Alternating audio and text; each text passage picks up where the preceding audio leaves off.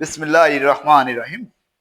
Less এবং fewer এর ভুল ব্যবহার নিয়ে আজকে আলোচনা হবে। আনকাউন্টেবল নাউনের ক্ষেত্রে লেস ব্যবহৃত হয় এবং কাউন্টেবল নাউনের ক্ষেত্রে ফিউ ব্যবহৃত হয়। আনকাউন্টেবল নাউন যেমন যে নাউন গণনা করা যায় না সেটা আনকাউন্টেবল নাউন, যেমন ওয়াটার, টাইম, মানি। আর কাউন্টেবল নাউন যেটা গণনা করা যায় apples, years, peoples, books, etc.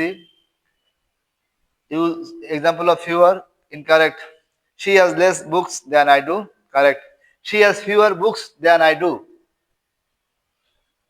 Books আছে কাউন্টেবল নাউন, এজন্য এখানে ফিউ ব্যবহৃত হয়েছে।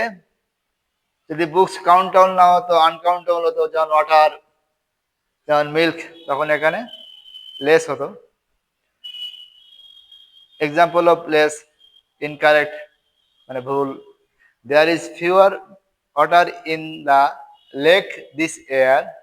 কারেক্ট হবে there is less water in the lake this water. এখানে ওয়াটার হচ্ছে আনকাউন্টেবল নাউন, এই কারণে এখানে লেস ব্যবহার করা হয়েছে।